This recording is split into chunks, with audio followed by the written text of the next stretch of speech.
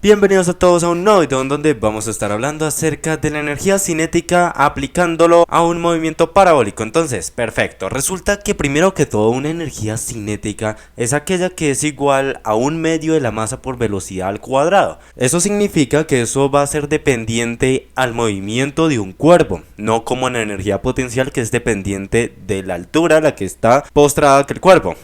Ahora, si nosotros queremos evidenciar una velocidad total bajo un plano cartesiano de dos dimensiones, ¿cómo sería? Pues como tal, la velocidad total sería la raíz cuadrada de la velocidad en x al cuadrado más la velocidad en y al cuadrado, eso de acuerdo al teorema de Pitágoras. Ahora, si nosotros aplicamos eso mismo en la ecuación de ahí arriba y decimos que si la v, la velocidad, es igual a la velocidad total, entonces ¿qué sucede? Pues como tal, la energía cinética en ese caso sería un medio de la masa factor de la sumatoria entre las dos velocidades, la velocidad en x al cuadrado y la velocidad en y al cuadrado. Perfecto, listo, pero ahora ¿qué sucede? Tenemos que aplicar todo eso que vimos y aún más en algún ejemplo. Entonces, esa va a ser nuestra base. Con eso es que vamos a trabajar nosotros. Vamos a decir que vamos a tener un ejemplo y lo vamos a separar en dos partes. Primero queremos encontrar la energía cinética, pues primero que todo inicial y luego en un punto máximo, es decir, energía cinética en la altura máxima. Ahora, si nosotros tenemos acá un plano cartesiano en donde está el eje de las ordenadas, el eje de las abscisas y el cero del vértice, ¿qué sucede si nosotros lanzamos un objeto que digamos tenga las siguientes tres propiedades? El ángulo de elevación o el ángulo de lanzamiento va a ser de 30 grados con respecto a la horizontal. La velocidad inicial que le impartimos va a ser de 20 metros sobre segundo. Y la masa va a ser de 0,5 kilogramos. Listo, teniendo eso en cuenta, pues ahora vamos a tener que descomponer la velocidad inicial en dos componentes, la de x y la de y aplicando trigonometría. Porque acá podemos crear un triángulo rectángulo y vamos a decir que esta va a ser la velocidad inicial en horizontal y la velocidad inicial en vertical. Ahora, si nosotros aplicamos trigonometría, tenemos que trabajar con cosenos y senos. El coseno se utiliza con el cateto adyacente y el adyacente al ángulo es el de x, son las abscisas. ¿Qué sucede con el seno de teta? Pues sería trabajar con el cateto opuesto. ¿Cuál es el opuesto? La velocidad inicial en y, es decir, el eje de las ordenadas. Bien, ya que tenemos eso en cuenta, pues la velocidad inicial en x sería esa misma velocidad inicial, pero multiplicando el coseno de teta. Bien, ¿eso es igual a qué? 20 veces el coseno de 30.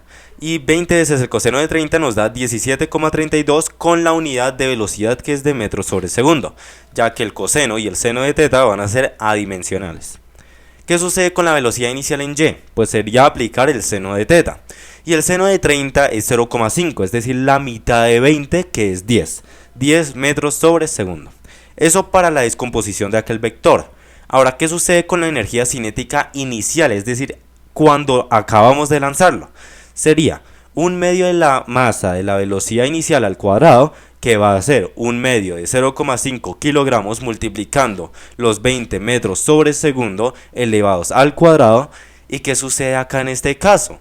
Bueno, tenemos que elevar al cuadrado y también tenemos que aplicarle mitad a uno de los dos. Voy a aplicarle mitad al 0,5, lo cual nos va a dar 0,25 kilogramos, luego multiplicando el 400 metros al cuadrado sobre segundo al cuadrado.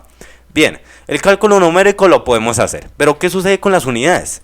Kilogramo es de masa y cuando lo juntamos con esto de acá, metros sobre segundo al cuadrado, eso es aceleración, lo cual nos da fuerza que es expresada en la unidad de Newton. Ahora, si acá tenemos otro metro, porque es metro elevado al cuadrado, es decir, tenemos 2 metros, Newton por metro nos va a dar Joule. Eso Joule en el Sistema Internacional de Unidades, el SIU, expresa lo que sería el trabajo y la energía, es decir, en este caso la energía va a estar en joules y más específicamente 100 joules. Esa sería la energía cinética inicial. Ahora queremos ver si esa energía cinética inicial es mayor o menor que la energía cinética en el punto máximo. Bueno, entonces empecemos con el punto más alto, que sería donde la velocidad en y es igual a 0. ¿Por qué? Porque ahora el objeto deja de subir, sino que ahora empieza a bajar. Pero es en ese mismo punto donde ya ha alcanzado su máximo. Bien, ¿qué es lo que tenemos que aplicar nosotros entonces? Nosotros tenemos que darnos de cuenta que si velocidad en y es igual a 0, pues la única velocidad que va a haber pues va a ser la de x. Entonces, ¿qué sucede? Un medio de masa por velocidad de x al cuadrado es igual a ¿qué? Un medio del 0,5 kilogramos multiplicando los 17,32 metros sobre segundos elevado al cuadrado. Bien, un medio de 0,5 va a ser 0,25 kilogramos. Y ahora, ese 17,32 elevado al cuadrado va a ser 299,7 metros al cuadrado sobre segundo al cuadrado, lo cual finalmente nos da un resultado para la energía cinética en el punto más alto de 74,925 joules. Es decir, es menor que cuando nosotros acabamos de lanzarlo. Claro, porque va a una velocidad menor. La masa queda constante, el 1 medio queda constante, pero lo que sucede es que la velocidad disminuye, ya que no estamos teniendo en cuenta la velocidad en y, tan solo la velocidad en horizontal. Ya que hemos evidenciado qué sucede con la energía cinética cuando el objeto que lanzamos llega a su punto máximo, ahora revisemos qué sucedería cuando llega a su punto intermedio. Y este sería el segundo paso de este ejemplo. Listo, entonces acá tenemos que evidenciar dos cositas. Primero que todo, la velocidad en vertical que va a poseer el objeto y además la energía cinética. Vamos a trabajar algo y es la altura máxima, porque la altura máxima, aunque no la encontramos en el punto anterior, va a ser crucial en este caso.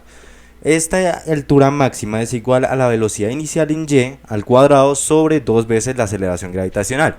Exacto, la aceleración gravitacional es lo que hace que el objeto caiga al suelo.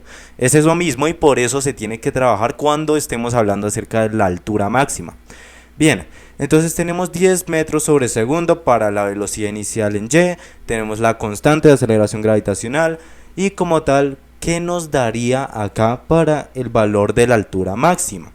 Bueno, resulta que nos da un valor aproximado de 5,098 metros. Metros ya que cancelamos segundos al cuadrado con segundos al cuadrado y metros con los metros.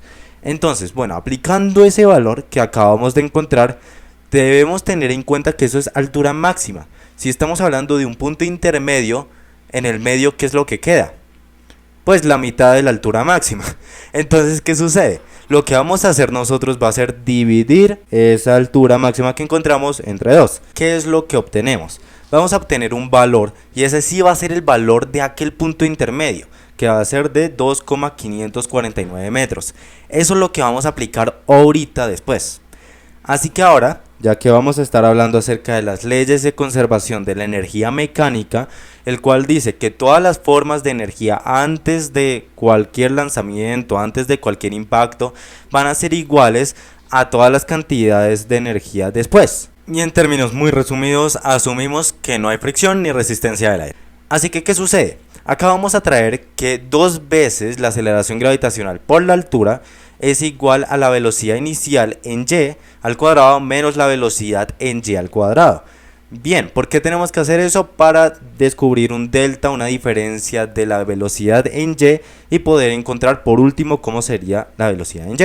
Así que esta velocidad va a ser igual a la velocidad inicial que se presenta en el eje de las ordenadas menos el 2 veces aceleración gravitacional por la altura, ya que por despejes algebraicos pasamos a restar y pasamos a sumar. Ahora, ¿qué es lo que vamos a tener para esta velocidad en y al cuadrado? Va a ser 10 metros sobre segundo al cuadrado menos 2 veces la aceleración gravitacional por la altura que se encuentra en el punto intermedio. Bien, es decir que nos queda básicamente 100 metros al cuadrado sobre segundo al cuadrado menos 49,996 metros al cuadrado sobre segundo al cuadrado. Casi 50. Pero no 50. Así que la velocidad en y al cuadrado va a ser 50,004. Y para poder despejar aquel exponente tenemos que aplicar raíz cuadrada a ambos lados, lo cual significa que va a ser la raíz cuadrada de 50,004 metros al cuadrado sobre segundo al cuadrado. Bien, es decir que el valor nos va a dar en metros sobre segundos. ¿Y cuál es ese valor? 7,07. Perfecto. Teniendo eso en cuenta, ya hemos encontrado la velocidad en y, la velocidad en las ordenadas. Ahora, ¿qué sucede con la velocidad total?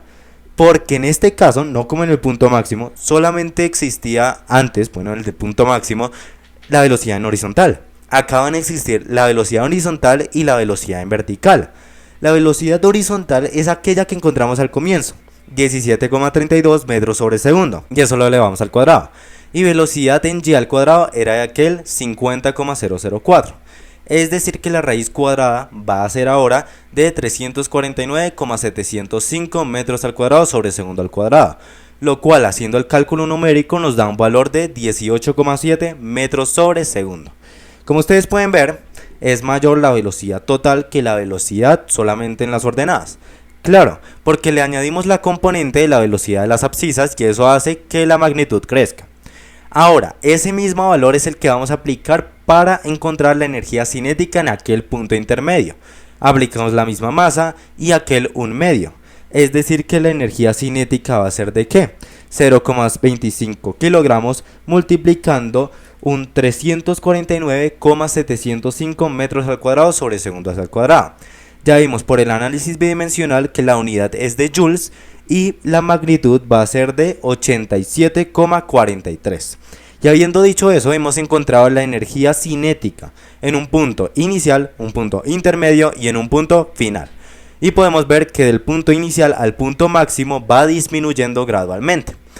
Y habiendo dicho eso, ahora sí, ejercicios resueltos. Muchas gracias por la atención prestada. Espero este video haya sido el mayor agrado en comentarios. Alguna duda como siempre, hasta la próxima, así que...